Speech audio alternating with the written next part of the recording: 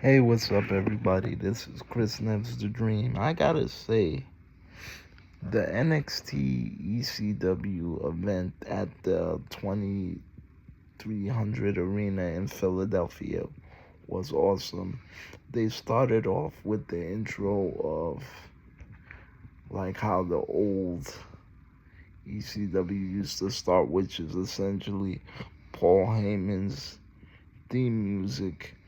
They mixed some of the old footage with the new stars, and it was pretty cool. You know, Nunzio went up against the Don. Um, Dawn Marie was a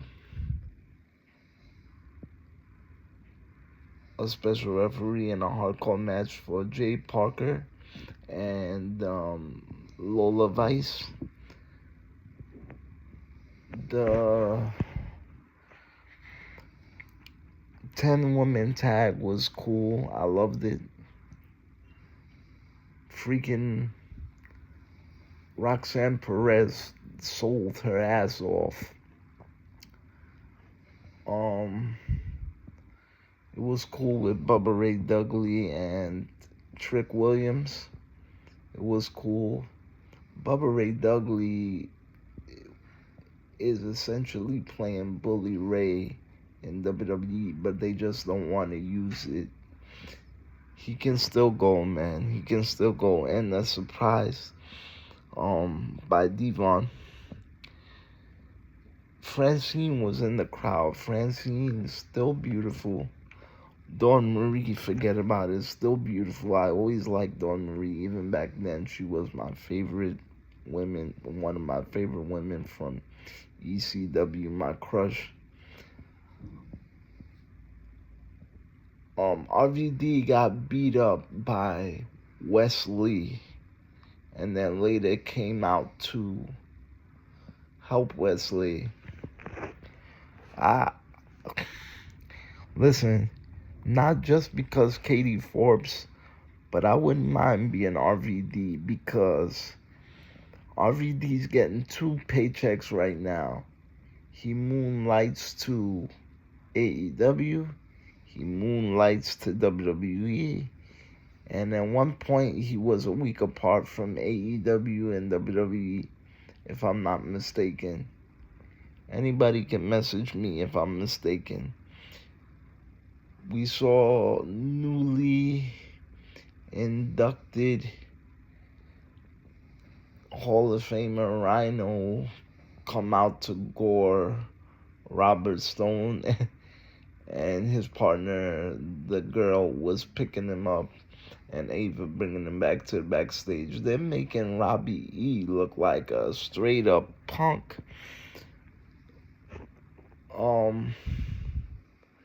This is cool because essentially TNA was like an ECW alternative because the X Division and NXT replaced, if people can go back and remember, NXT, the original NXT premise, replaced the ECW brand because before NXT, it was 3 brands, Raw, SmackDown, ECW.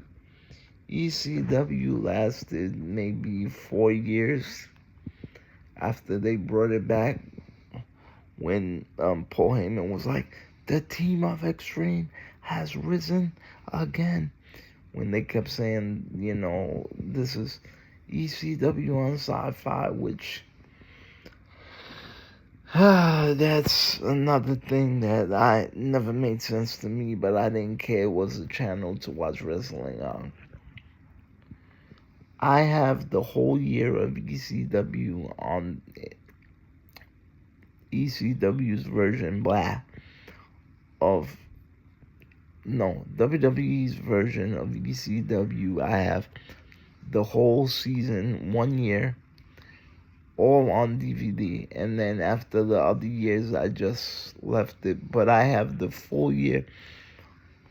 I taped it on VHS. I know even back then VHS wasn't popular, but Not really, because that's what makes digital. You take the film and then you do it digital. You can't take something from nothing. It's science. In order to have digital copy, you gotta get it from the hard copy first, then copy it over and all of that. If it wasn't for that, honestly, I would still have VHSs if they didn't take too much room.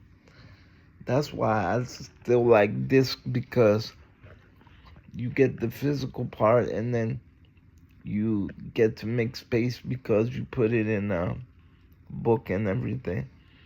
You always have to have physical parts, whether it's a flash drive, that is external hard drive cartridge, I think is very important. I don't agree with the new age type of thing that you could pull it up from a website and no, I want to own this shit. Well, not own it, but I want to keep it like for freaking forever almost. But the show was great. I really enjoyed myself. I haven't enjoyed myself watching wrestling like this in a long time. Well, with AEW and Battle with the Belts and what they're doing now is pretty cool too, I gotta say. But that was one NXT event that definitely I'm gonna remember for a long time. That was really awesome. And they mentioned Jordan Grace, and she's not the TNA champion.